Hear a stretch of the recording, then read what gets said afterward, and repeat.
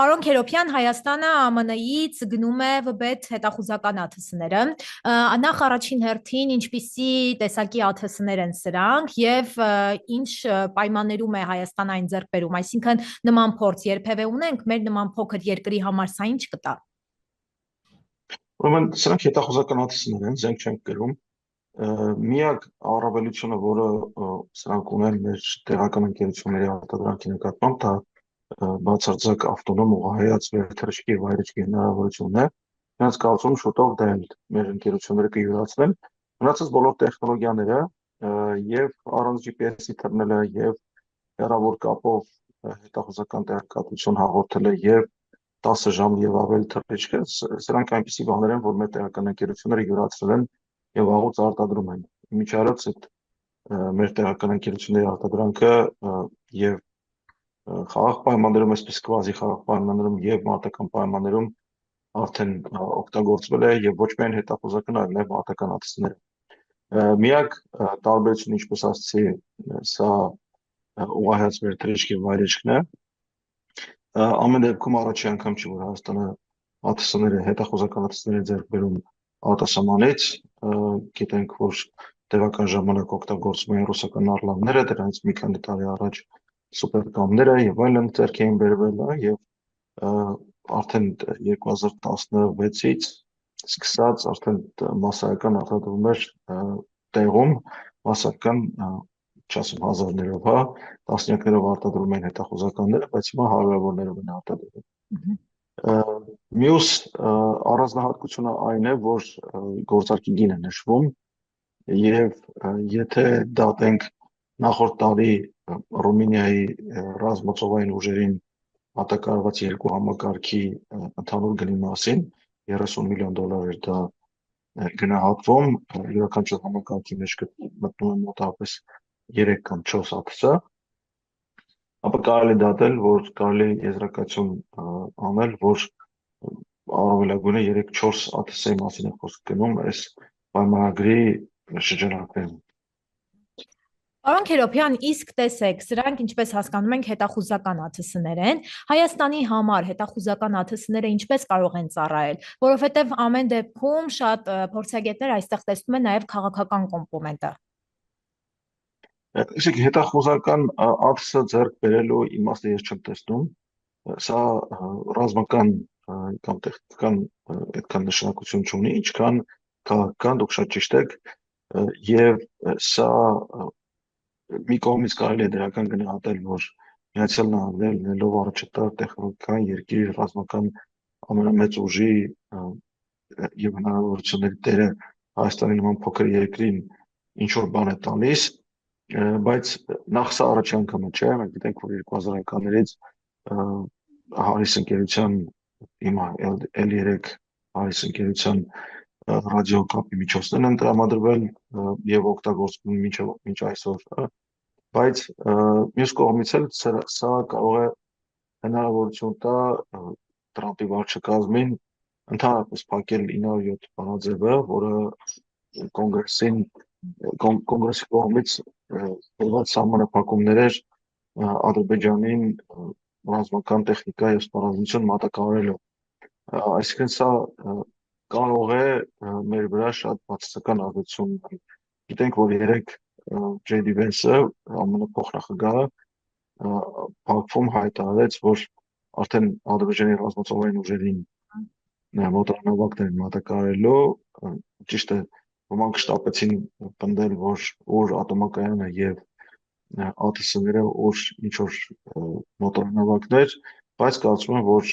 Ալիևի վարչակազմը ունենալով շատ լայն հնարավորություններ ազդելու քաղաքական գործիչների տրամադրությունների վրա, գիտենք, որ ընդհանրապես ոչ մի բան չեն զլանում, Գերմանիայում, Եվրոպայի մնացած այլ երկրներում բռնվել են կաշառքներ բաժանելու վրա, էլի, եւ Միացյալ Նահանգներում էլ, Նյու Յորքի նահանգապետ, էլի ինչ որ բաներ թուրքական եւ այլ ընկերությունների միջոցով կաշառքները տվել են եւ շարունակում են տալ, կարծում եմ, իրենք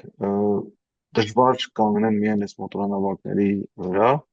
եւ հնարավոր է, որ էլի ինչ որ տեխնոլոգիաներ եւ ինչ որ սպառազինություն ռազմական տեխնիկա էլի մատակարարվի իրենց։ Տեսեք, պարոն Քերոփյան, Իրանից արդեն որոշակի արձագանք կա Վենսի այցելությանը դեպի Ադրբեջան, մասնավորապես Իրանի հեղափոխությունների պահապանի կորպուսի ամենամոտ կանգնած տելեգրամ ալիքը, իհարկե պաշտոնական չէ, բայց այդտեղից հնչած բոլոր հայտարարությունները վերագրվում է որպես պաշտոնական։ Այսպիսի մի հայտարարություն է արել, ուղղակի հետաքրքիր է նաև ձեր կարծիքը, որ Վենսի այցելությունը դեպի Ադրբեջան բացում է նոր պատերազմ տարածաշրջանում, հա, հրահրում է պատերազմ, որովհետև այնտեղ Վենսը նաև հայտարարեց այդ մոտորանավակների, այնտեղ ջրային տարածքում իրենց սպառազինության թարմացումների մասին եւ այսպես շարունակ։ Ըստ ձեզ, արդյոք նման բան կարող է լինել եւ Հայաստանը այստեղ արդյոք տուժող չի լինի։ Դե գիտենք, որ վերջի ամիսներին Միացյալ Նահանգները Իրանի վրա ճնշումը անընդհատ բարձրացրել են, դիպելով հրաժարվել ոչ միայն միջուկային ծրագրից, այլ նաև բալիստիկ հրթիռների ծրագրից, հա, եւ բանակցությունները դեռևս շարունակվում են, բայց շատ կոշտ բանակցություններ, գիտենք, որ Ստամբուլից բանակցությունները տեղափոխվեցին Օմանի մայրաքաղաք Մասկատ, որպեսզի այլ օրակարգեր այդտեղ չառաջանան եւ ուղիղ բանակցություններ տեղի ունենան։ Գիտենք, որ Միացյալ Նահանգները մեծ օդուժ եւ ծովային ուժեր կուտակ են Իրանի ափերի մոտ եւ մնացած սահմանների մոտ, Իսրայելում, Հորդանանում, Սաուդյան Արաբիա, Կատար, համարյա ամեն կողմից շրջապատել է եւ Հայաստան-Իրան սահմանը լինելով Իրանի միակ, այսպես խաղաղ եւ կանոն սահմանը եւ Հայաստանում մանավանդ Հայաստանի հարավում լինելով նահանգների ներկայացություն Իրանի համար շատ անհանգստացնող կարող է լինել։ Շրջափակումը փաստորեն կարելի ասել իրենց տեսանկյունից ավելի է ամբողջականում, հա, եւ անհանգստությունը հասկանալի է, բայց չդատենք իրանցիների տեսանկյունից, դատենք մեր տեսանկյունից, հա, Հայաստանի շահերին ընդհանրապես չի բխում իր տարածքը դարձնել շահերի բախման կիզակետ, շահերի բախման տարածք եւ ամեն ինչ պետք է անել, որպեսզի Հայաստանի տարածքը մնա Հայաստանի տարածք, հա, չդառնա աշխարհական տարբեր ուժերի ուժային կենտրոնների բախման կետ։ Եվ տեսեք, խոսենք նաև մոդուլային, հա, ատոմակայանի հիմնումից, խոսք է գնում, որ Ամերիկան Հայաստանում պետք է մոդուլային ատոմակայան հիմնի։ Հետաքրքիր է, տեսեք, Ամերիկան որպես այդպիսին հստակ փորձառություն չունի մոդուլային ատոմակայանների հիմնան գործում, բայց այստեղ մի հարց է առաջանում. ուր են գնալու այդ թափոնները։ Ոչ մի բան չի ասվում, միայն խոստումներ են լինում, թղթի վրա գրվում են, ստորագրությունը լինում է, բայց որևէ հստակ բան չի ասվում։ Դե տեսեք, միջուկային ատոմակայաններ ունեն երկու տեսակի թափոններ, հա, մեկը օգտագործված վաղելիքի բլոկներն են, որոնք սովորաբար մատակարարող երկիրը հետ է տանում, վերամշակելով եւ վերահարստացնելով եւ կամ այսպես անվտանգ կերպով դրանք վերամշակելով։ Մյուսը դա սահագործման ընթացքում առաջացած թափոններն են, որոնք միջուկային վառելիք որպես չեն կարող օգտագործել, բայց ինչ-որ մնացորդային ռադիոակտիվություն են։ Դրանք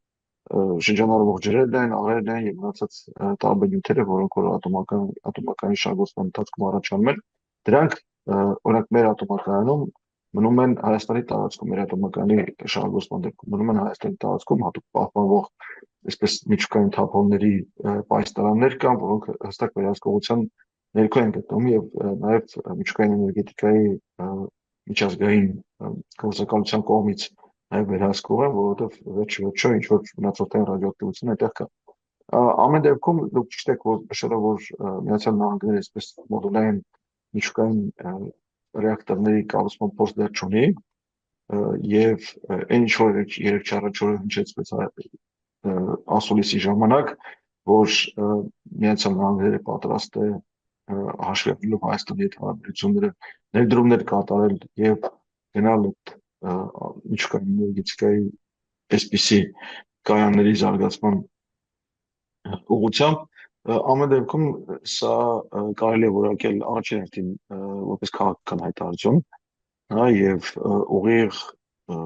աջակցություն գործող վարչախմբին, ոչ այլ կերպ, քանի որ նույն ասուլիսի ժամանակ մի քանի անգամ նշվեց մոտակա ընտրությունների հարցը եւ Փաշինյանը ներկայացվեց որպես երկարատև հարաբերությունների համար լավ գործընկեր եւ այլն, այսինքն ակնհայտ էր, որ Տրամփի վարչակազմը իր փոխնախագահի բերանով նախընտրական քարոզություն է անում։ Իրականում դա այնքան վատ էր թաքցված, որ ուղղակի հնարավոր չէ չնկատել, բայց եթե հաշվի առնենք միջուկային էներգետիկայի ոլորտը, ընդհանրապես Հայաստանի էներգետիկ անվտանգության հարցը, Ակնհայտ է, որ այսօր գործող ատոմակայանը Մեծամորի մեր էներգետիկա անվտանգության գործում չափազանց կարևոր գործոն է եւ կա նաեւ Ադրբեջանի եւ Թուրքիայի կողմից երկար տարիներ հնչեցվող, տասնամյակներ հնչեցվող պահանջներ, սպառնալիքներ այդ ատոմակայանը փակելու եւ այս ճանապարհով գնալը ատոմակայանը ինչ-որ մի բան բերել, որը դեռ փորձարկված չի, կառուցված չի, նախագծված չի նույնիսկ բերել ներկայացնել որպես մեր միջուկային էներգետիկայի զարգացման ճանապարհ, ես կարծում եմ, որ առայժմ ինչ-որ տեսական խոսակցություն է եւ դրանից ենքոմ դժվար էլ կարող է ընկալվել։